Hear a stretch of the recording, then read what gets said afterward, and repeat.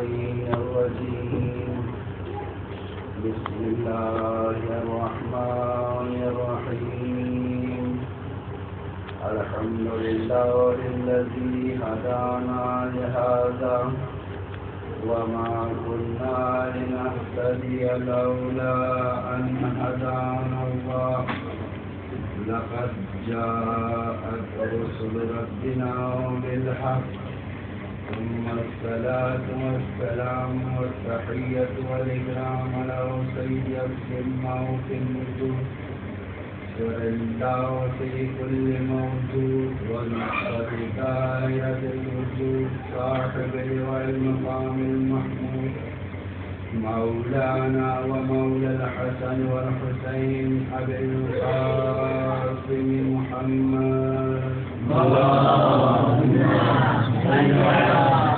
محمد الصلاة والسلام على السيدين الطاهرين المعصومين المنتجبين ولعنة الله على أعدائهم أجمعين من الآن إلى قيام يوم الدين أما بعد فقد قال إمام جواد سلام الله عليه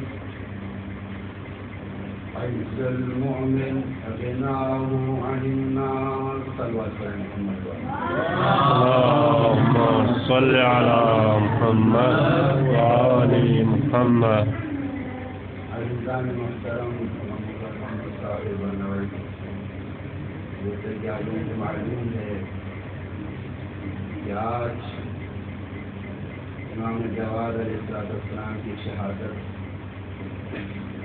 تو کل تھی، لیکن ناقص نظام کی بنا پر جو ان کا ساتمان کا جو رویہ ہوتا ہے وہ پہلے سے ہی چلتا آ رہا ہے. انہوں نے اپنے رویے کو ابھی تک باقی رکھا ہے، کوئی تبدیلی نہیں آئی. کم سے کم اتنا تو ہونا چاہیے کہ آج کل فری کال ہے، فری میسج تو کر سکتا ہے، لیکن یہ نظام نہ ہونے کی وجہ سے کہ ہمارا یہ سچویشن اب رہے گا. تو عزیزان محترم، حتیٰ کہ خطبہ کو اطلاع نہیں دیتے. تو آج اس عظیم ہستی کی شہادت اس بنا پر میں آپ لوگوں کو تعبیر و تذکر پیش کرتا ہوں. معلوم ہے کہ عراق کے باہر جتنے بھی ہمارے مومن مومنات ہیں تمنا کرتے ہیں یہ سرزمین ایران چھوڑے یا علموں زیارت کے نزدیک سے سوچ دے رہے ہوں تمنا بھی ضرورت، لیکن تمنا سن یا ٹیلیفون ذریعہ یا پیغام ذریعے یا خصوص ذریعے سے پیغام ہے کہ نام کا پیغام نہیں لگا ہے یاد ہے نام کے دوارا دن کی ہستی شہادت کی بنا پر تمام مومن مومنان کا سواگت کی بار الہ عزیز جو تھرمس شفائے کاملہ عزیز بار الہ آمین یا اللہ بار الہ سب مومن مومنات یہ جارے تمنا نہ ہو تمنا کی صورت بار الہ آمین یا اللہ مشکلات نہ ہو مشکلات محض ہو بار الہ آمین یا اللہ نتی مرحومین کی میں گناہ سجرہ کبیرہ معبود بار الہ آمین سنگ عمل نجر کی مکرین بات کر زمین میں آمین وقتاً مدن عمل کو بھی شکر بار الہ جواد کی خیر محمد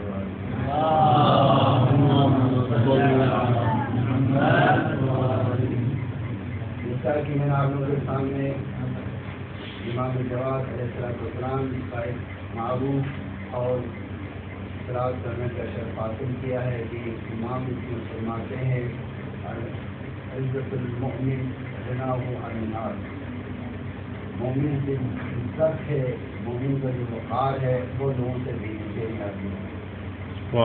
یعنی مومن اسے کہتے ہیں کہ جو لوگوں سے بے نیاز ہو، مستغنی نہ ہو، یعنی کسی کے سامنے ہاتھ نہ پھیلائیں، کسی کے سامنے اپنا محتاج من اظہار نہ کرے. غنا یہ اللہ تعالیٰ کا بھی ایک صفت ہے اور غیر اللہ کا بھی ایک صفت ہے، مستغنی ہونا. تو اگر دیکھا جائے کہ لفظ غنا اللہ کے بعد اگر بندوں میں تمام اشرف المخلوقات میں سے اگر اس لفظ زنا میں تمام صفات معصفات اگر دیکھا جائیں تو معصومین علیہ السلام نے لفظ زنا کا معنی پائے جاتے ہیں. ہمارے زنا میں مستغنی ہونے میں اور معصومین کے علیہ السلام سے مستغنی ہونے میں آسمان رضی کا فرق ہے. صلوات محمد وعلی محمد.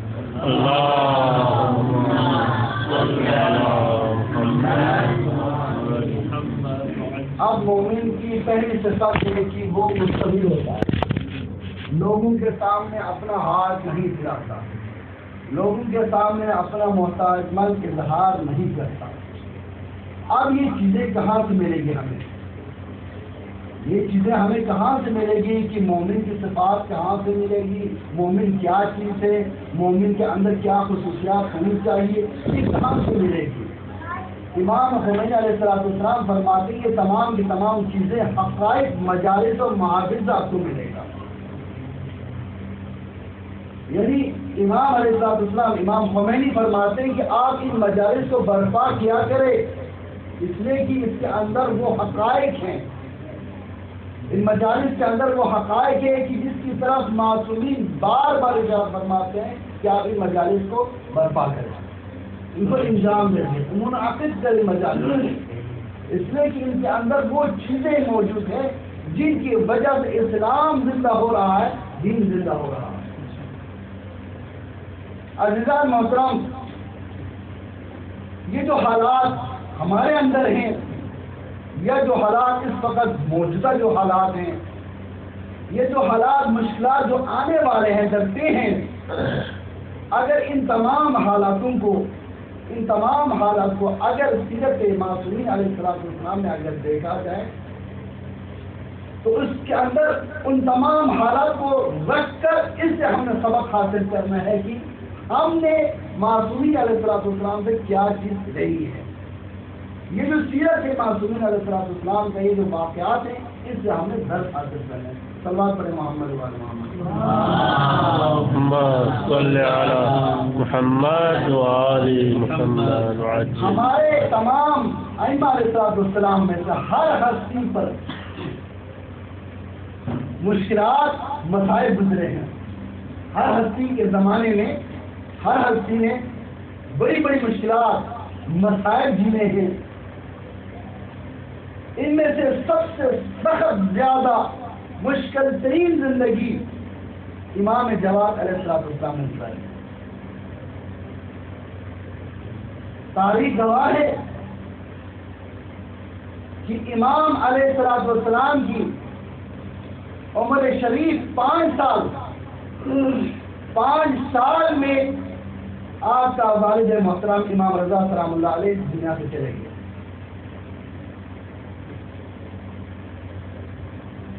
بہت مشکلات اور مسائل امام نے دیکھے ہیں.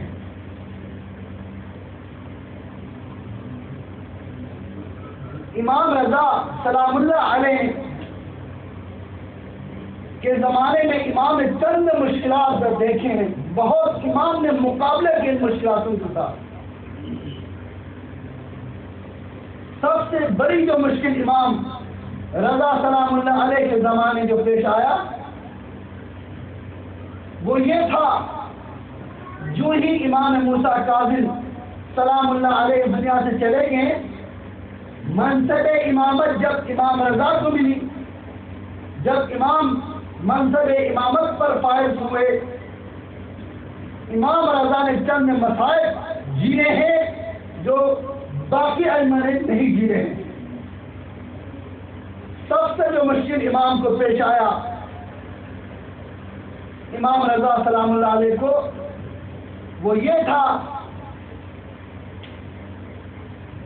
امام جعفر صادق سلام اللہ علیہ کے دور میں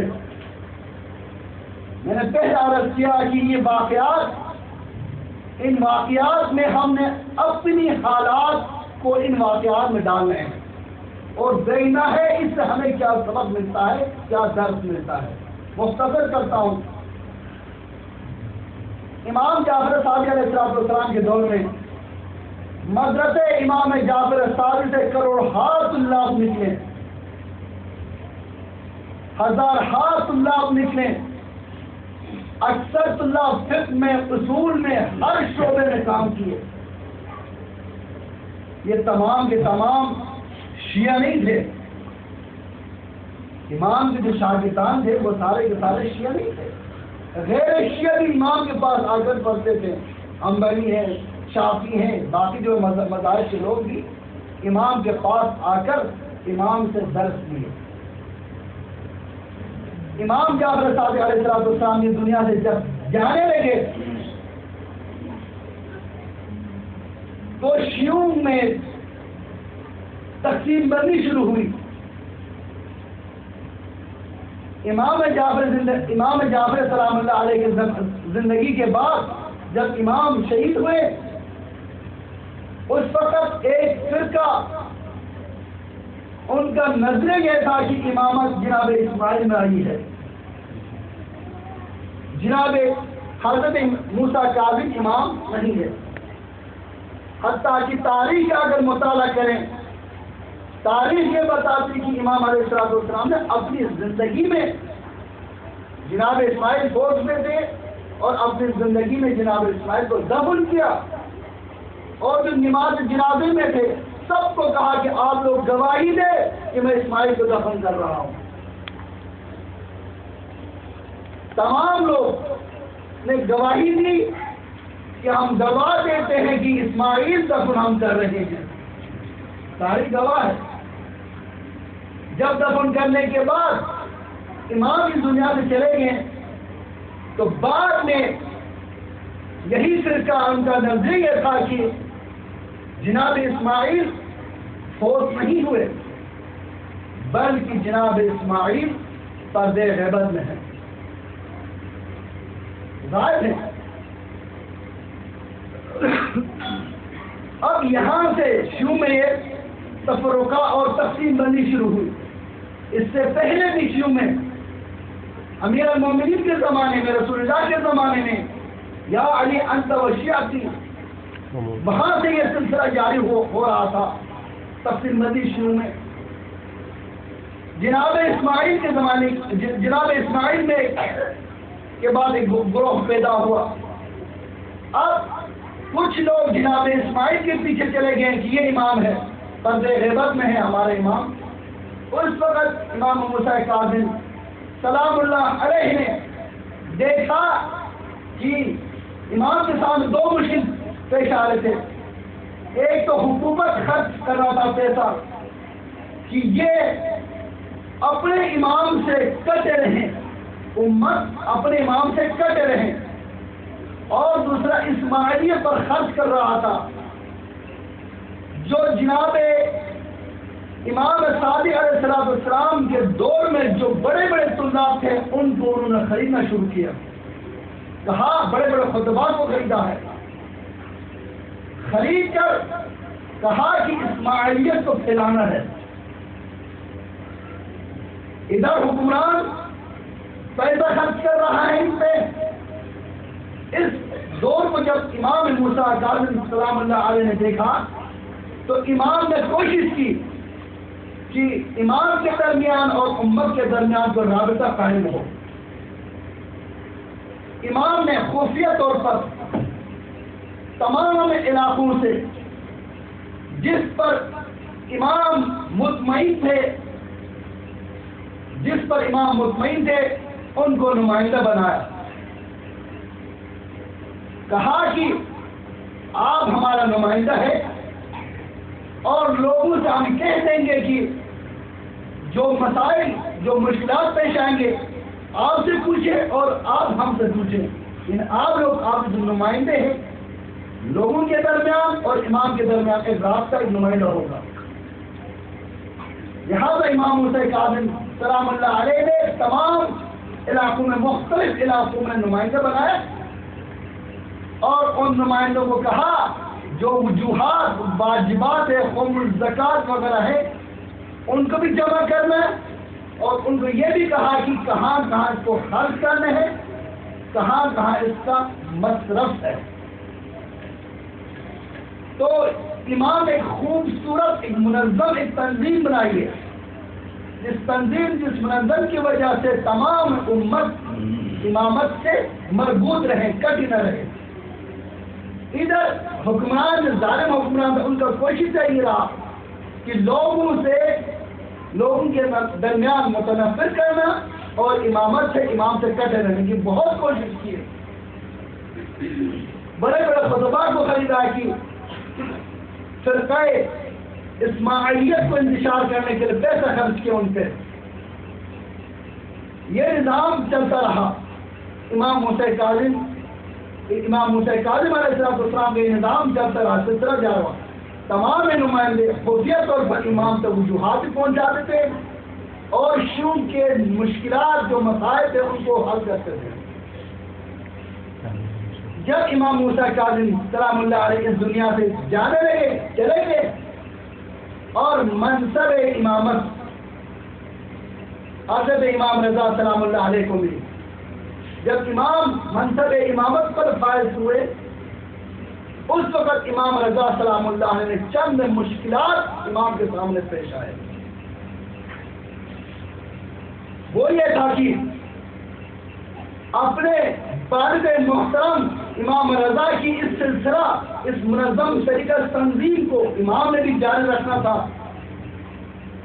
امام نے ان تمام نمائندوں تک پیغام پہنچایا کہ جو وجوہات ہیں وہ وجوہات کے ساتھ لے کے آئے اور سب کو الگ الگ بلایا اور کہا کہ بعض کو بلا کر اپنے نمائندگی کا جو عہدہ تھا وہ دے دیا، بعض کو بلا کر معزول کر کے اس کے جگہ پر کسی اور کو لے کے آیا۔ یہ معزول کس لیے امام نے کیا؟ چونکہ یہ لوگ حکومت کے نظارات میں آئے تھے، نظروں میں آئے تھے، یہ لوگ خطرہ تھا، اس وجہ سے امام نے خود ان کو معزول کر کے کسی اور کو اس کی جگہ پر منتخب کیا۔ اور تمام وجوہات امام علیہ السلام کے ہاتھوں میں دیتے تھے اور آ کر امام رضا علیہ السلام کے ہاتھوں پر انہیں بیعت کی۔ ان تمام نمائندہ جو امام موسیٰ کاظم علیہ السلام نے بنائے تھے، یہ تمام نمائندے امام رضا علیہ السلام کے ہاتھوں میں بیعت کی اور چند نمائندے امام کے سامنے پیش کیے، امام کے خدمت میں حاضر نہیں ہوئے۔ یہاں پر ایک دقیق نقطہ ہے، اس نقطے کی طرف میں آپ لوگوں کو غور کرنا ہے۔ امام علیہ السلام کے پاس وہ لوگ کیوں نہیں آئے؟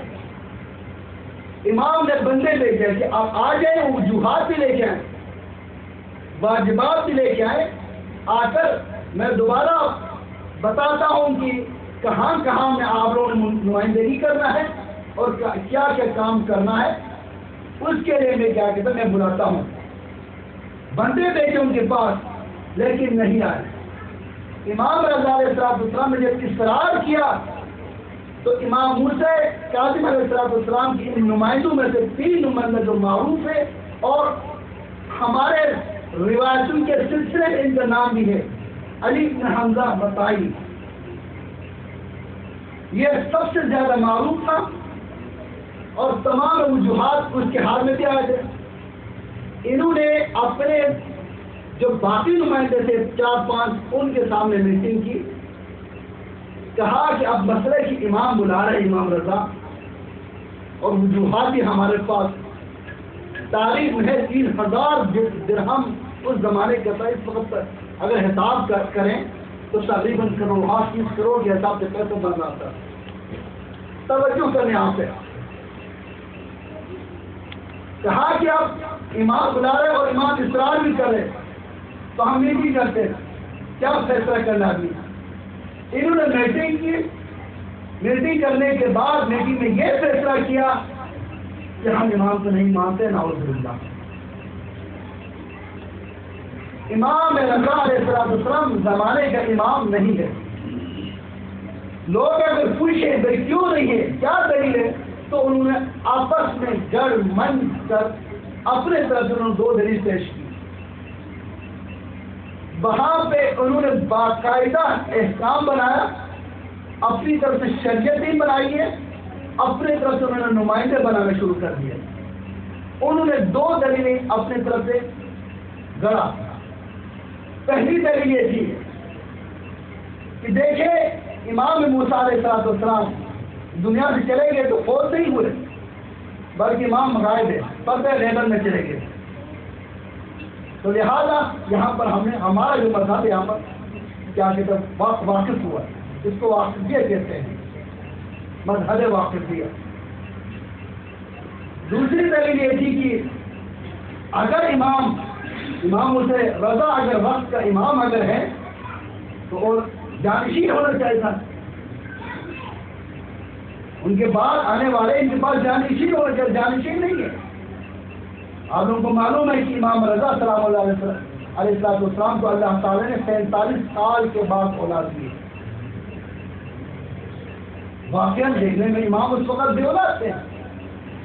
کہا کہ ان کے پاس جانشین نہیں ہے. جس کا جانشین نہ ہو وہ وقت امام جیسا ہوتا ہے. یہ 2 دلیلیں انہوں نے پیش کی اور تمام لوگوں کو بتایا کہ نعوذ باللہ معاذ اللہ امام رضا وقت امام نہیں ہے. بالکل منکر ہو گئے. اب دیکھنا یہ عام لوگ نہیں تھے، یہ وہی شیعہ تھے کہ جن کی تربیت امام جعفر صادق علیہ السلام کے زمانے میں ہوئی تھی. یہ خبر امام رضا تک پہنچی، بہت دکھ ہوا، روئے امام. انہیں اچانک انہوں نے ایک الگ فرقہ بنایا، الگ مذہب بنایا ہے، جس کی بنا پر یعنی شروع میں ایک اور امام کو مسائل مشکلات سامنے آئی ہیں. اس طرح سے انہوں نے کہا کہ یہ امام بے اولاد ہے. یعنی جس طرح مشرکین یہودیوں نے رسول اللہ صلی اللہ علیہ وسلم کہا کہ رسول اللہ افطر ہیں، تو اس کے مقابلے میں ان کے منہ توڑ جواب کے لیے اللہ تعالیٰ نے آیتیں نازل کی. انا اعطیناک الکوثر. کیوں یہ لوگ، یہ علی بن حمزہ، یہ باقی جو لوگ ہیں، کیوں اس طرح سے انہوں نے دلیلیں پیش کی، وقت کے امام کو کیوں نہیں مانا؟ کیا امام کے ساتھ ضد کی؟ نہیں. امام ایک معجزہ تھا، یہ معجزے کے ذریعے سے کر سکتے تھے. یہ امامت کی وجہ سے نہیں تھی. روایت میں ہے کہ یہودی علماء پہ اللہ تعالیٰ نے لعنتیں کیوں بھیجی ہے؟ قرآن میں ہے. روایت میں ہے کہ یہودی علماء پہ اللہ تعالیٰ نے جو لعنتیں بھیجی اس میں 2 سبب ہے. پہلی سبب یہ ہے کہ یہودی علماء عوام زدگی تھی، ان عوام پسند تھا، ان عوام کے رائے پہ چلنے والے تھے. عوام کے اندر وہ شہرت حاصل کرنا چاہتا تھا، عوام کے اندر وہ مقبولیت دینا چاہتا تھا، جو عوام کہے اسی کے مطابق چلنے والا تھا. اس بنا پر اللہ نے قرآن میں یہودی علماء پہ لعنت بھیجی ہے. دوسرا سبب یہ تھا کہ یہ حب دنیا سے یہودی علماء دنیا کے مال اور دولت نے ان کو غرق کیا تھا. پتہ ہی تھا ان کو کر کے مرنا بھی ہے اور وہاں پر حساب کتاب بھی کرنا ہے. یہ لوگ مذہب واقفیت کے لوگوں کے دل میں یہ آ چکی تھی. 30 کروڑ اس زمانے کے پیسے بن رہے تھے. حب دنیا اور حب عوام زندگی ان کے دل میں بس چکے تھے.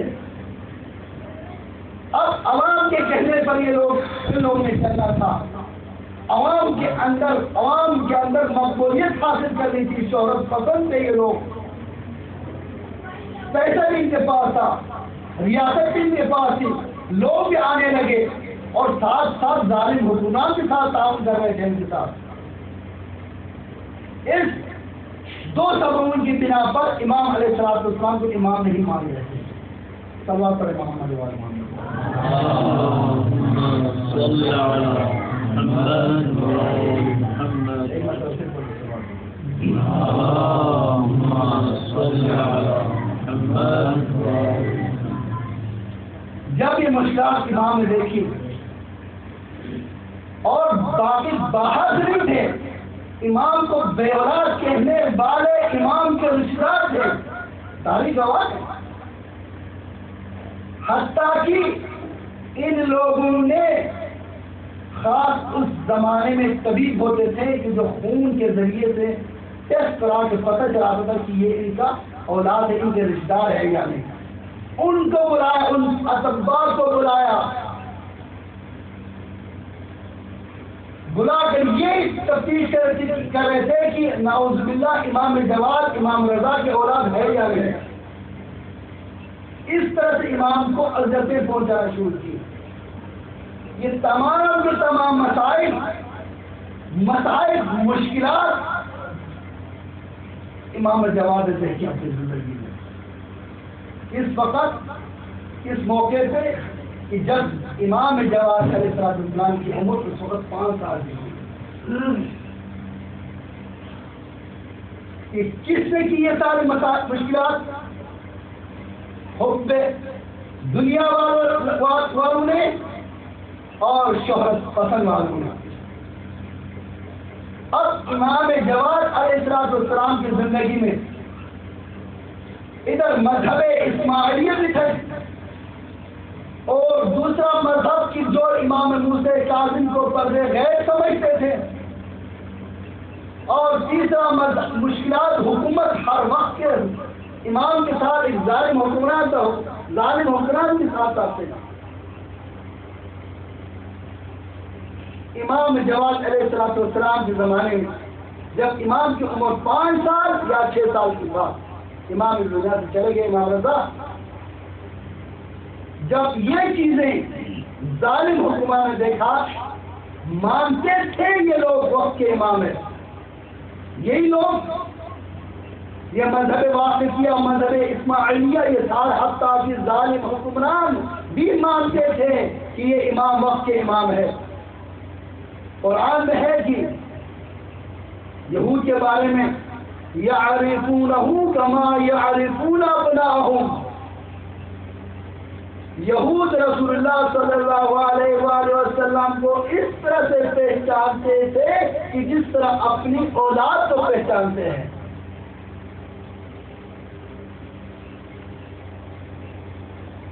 اپنی اولاد کو پہچانے میں کوئی مشکل نہیں ہے.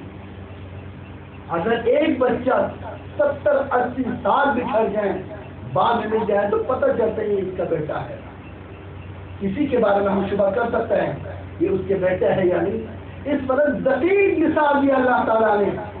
یعنی یہود رسول اللہ کو پہچانتے تھے کہ یہ اللہ کا رسول ہے، اللہ کا نبی ہے، کہ جس طرح وہ اپنی اولادوں کو پہچانتے ہیں. اسی طرح یہ لوگ بھی زمانے کو امام کو جانتے تھے کہ اللہ کا نمائندہ ہے، اللہ کا ولی ہے. اس کے باوجود بھی نہیں مانتے تھے. کیوں؟ ان کے اندر حب دنیا اور شہرت پسند اور دولت پسند، مال پسند تھے. اسی لیے امام حسین علیہ السلام نے مینا میں جو خطبہ دیا ہے، میں آپ لوگوں سے ریکویسٹ ہے کہ خطبہ مینا معروف ہے، اس خطبہ مینا کا اگر مطالعہ کریں، اس کا اگر بحث و مباحثہ کریں تو بہت کچھ ملتا ہے. میں تمام خطبہ مینا کو دہراتا نہیں، اس میں سے ایک نقطہ لیتا ہوں جو میرے موضوع کے ساتھ منسلک ہے. خطبہ مینا میں جب حاجیوں کا آنا شروع ہوا، اس وقت امام حسین سلام اللہ علیہ نے جناب مسلم کو کہا، مسلم نقیل کو، کہ مسلم مینا میں ایک بہت بڑا خیمہ لگا دے. ایک نقطے کی طرف آپ کو میں لے کے آ رہا ہوں. بہت بڑا خیمہ لگائیں. جناب مسلم اور باقی جو کام کرنے والے تھے انہوں نے خیمہ لگایا. 1000 سے زائد حجاج اس میں آئے. وہاں پر ممبر بنایا امام حسین سلام اللہ علیہ کے لیے. امام نے تمام لوگوں کے لیے ظاہر بات ہے وہ تمام حجاج بھی تھے، غیر بھی تھے، مذہب غیر تمام کے تمام لوگ موجود تھے. تمام لوگوں کے سامنے امام نے خطبہ شروع کی. اس خطبے میں امام فرماتے ہیں اے لوگوں، تمہیں معلوم ہے کہ اللہ تعالیٰ نے یہود کو لعنتی کیوں کرا دیا؟ یہود کے علماء کو اللہ نے ان پر لعنت کیوں بھیجا؟ سارے خاموش ہوئے. خود امام فرماتے ہیں کہ اللہ تعالیٰ نے یہود کے علماء پر لعنت اس لیے بھیجا کیونکہ وہ امر بالمعروف نہی عن المنکر نہیں کرتے تھے. واہ واہ واہ، سبحان اللہ. یہی وہ لوگ تھے علی بن حمزہ، باقی کے لوگ شہرت پسند تھے، دولت پسند تھے. ان کو معلوم تھا، پتہ تھا کہ یہ وقت کا امام، اس کے باوجود امر بالمعروف نہی عن المنکر نہیں کرتے تھے، حق بات کو نہیں کہتے تھے. امام جواد علیہ السلام نے ان تمام مشکلات کو دیکھا اپنے آنکھوں سے. ساتھ ساتھ ظالم حکمران لوگ آ کر، ظالم حکمران جو ان کے مشیر تھے، آ کر کہتے ہیں کہ یہ وقت کا امام ہے، یہ کر کے آپ لوگوں سے مشکلات کھڑے کریں گے، تو لہٰذا اس کا نظر بند ہونا چاہیے. مختصر کر رہا ہوں. وقت کے ظالم حکمران نے مدینے سے امام کو بلاتے ہیں بغداد بلا کے. جس طرح یہ ظالم حکمران مکر و فریب کے ذریعے سے ہمارے اماموں کو اپنے درباروں میں جگہ دیتے ہیں تاکہ امت سے رابطہ منقطع ہو اور امت میں یہ شبہ پیدا ہو کہ اب امام نعوذ باللہ حکومت کے ساتھ ہے. ظاہراً تو بڑے بڑے آرائش کیے، خدمات کیے ظالم حکمران اماموں کے ساتھ، لیکن امام نہیں. امام کا انداز ہی رہا کوئی طریقے ہمیشہ امت کے ساتھ رابطے، اور امت اسی وجہ سے امام نے باقاعدہ نمائندے بنائے ہر علاقوں میں. یہی کام امام موسیٰ کاظم علیہ السلام نے، اس کے بعد امام رضا نے، اور اس کے بعد امام جواد نے یہ کام شروع کیے. نمائندے تھے باقی امام کے. اس کے بعد مامون مرون اس کو امام کو بلا کر بغداد میں اپنی بیٹی دیتا ہے، اور بیٹی دینے کے بعد ایک عرصہ دراز امام بغداد میں تشریف لاتے ہیں. اس کے بعد امام چلے جاتے ہیں جب مدینے میں. اب یہاں پر مدینے میں آنے کے بعد امام کا وہاں امام نے خوب کام کیا، فرصت بھی امام کو کچھ. امام نے وہاں پر روایت نہیں کہ امام نے وہاں پر مدارس شروع کی، مدارس میں پڑھانا شروع کیا. وہاں دوبارہ امام نے اپنے آبا و اجداد کی صرف پر عمل کرتے ہوئے کئی علماء پیدا کیے. لیکن ادھر بغداد میں اس ملعون کو خبر پہنچی کہ اب امام وہاں پر شہرت ہے اور آپ کی حکومت کو ابھی خطرہ لاحق ہے. آپ کو چھوڑ کر لوگ امام کے پیچھے جا رہے ہیں، امام کو مان رہے ہیں. جب ان تک خبر پہنچی اس ملعون نے دوبارہ امام کو بلاتے ہیں، اور یہ اب امام کو ایک دفعہ نہیں باقاعدہ بغداد سے بندے بھیجتے ہیں وہاں پر، اور اصرار کے ساتھ امام کو وہاں سے لے کے آتے ہیں بغداد. رواج میں ہے کہ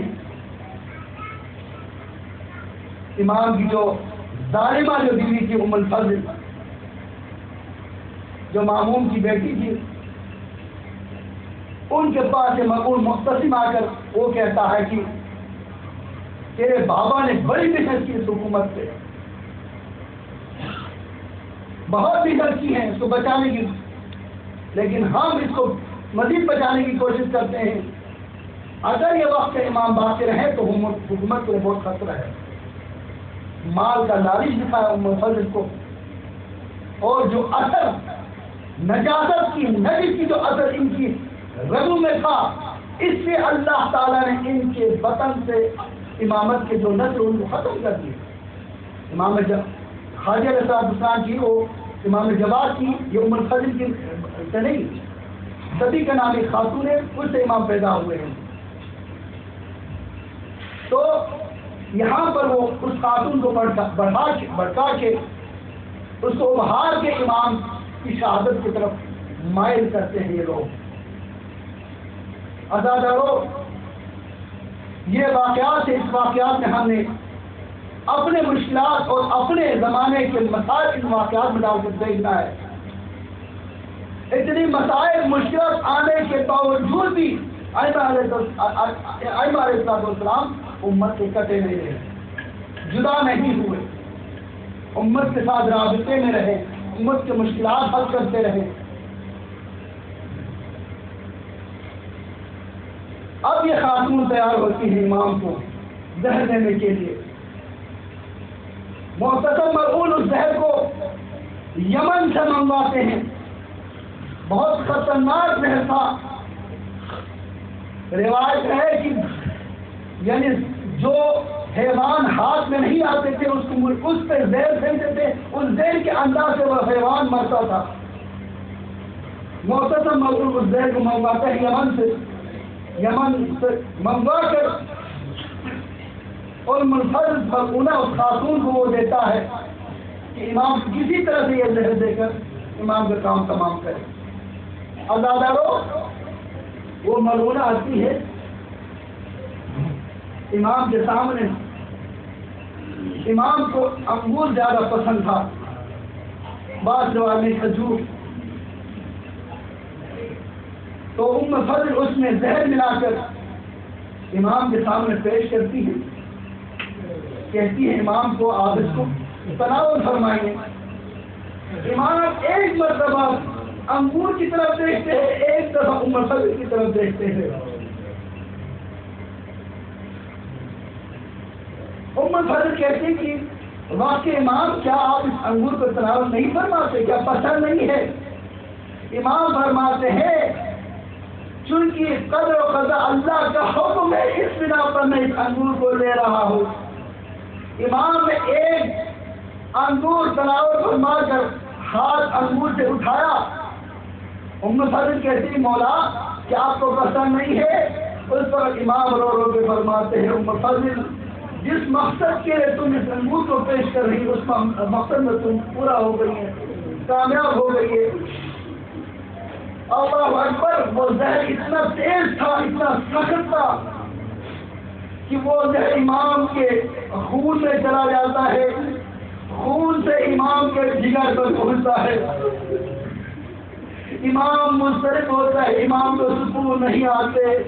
کبھی امام دائیں کروٹ، کبھی امام بائیں کروٹ. امام جب سخت مشکلات میں تو امام کو پیاس لگی، وہ ملعونہ دیکھ رہی تھی. امام بار بار جب اس ملعونہ کو کہتے ہیں ام فضل کیا ایک گھونٹ پانی مل سکتا ہے، مجھے سخت پیاس لگی. عزادارو، روایت میں ہے وہ ملعونہ پانی دینے کے باوجود دروازہ بند کر کے وہ چلی گئی ہے. اسی پیاس کی شدت میں امام اس دنیا سے رحمت فرما گئے. عزادارو، یہی حالت ہم نے امام مرتبہ ہے میں دیکھی. یہ وہی زہر تھا کہ جو امام حسن علیہ السلام کو ملا تھا. جب امام علیہ السلام کو بنی امیہ کی طرف سے وہ خاتون، وہ ظالمہ خاتون آ کر زہر دی، اس وقت امام کے جسم پر وہ زہر نے اثر کیا. فوراً امام نے مظلوم کربلا کو بلا کر امام مظلوم کربلا کے سامنے کچھ وصیتیں کرنے لگے. مظلوم کربلا رو کے فرماتے ہیں بھیا حسن، یہ وصیتیں تو آپ آخر وصیت سمجھ کر رہے ہیں. اس وقت امام حسن اس تش کی طرف اشارہ کرتے بھیا حسین دیکھیں اس تش میں کیا ہے. مظلوم کربلا نے جب تش میں دیکھا، اللہ اکبر، کیا دیکھتے ہیں مظلوم امام حسن کے سارا جگر اس تش کے اندر ہے. عزادارو، جب مظلوم کربلا رونے لگے اس وقت امام فرماتے بھیا حسین آپ کا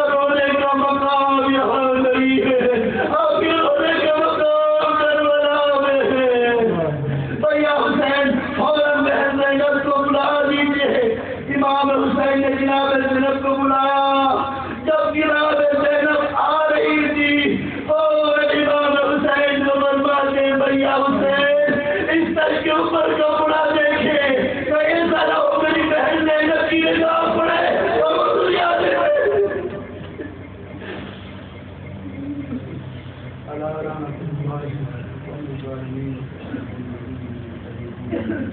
اللہ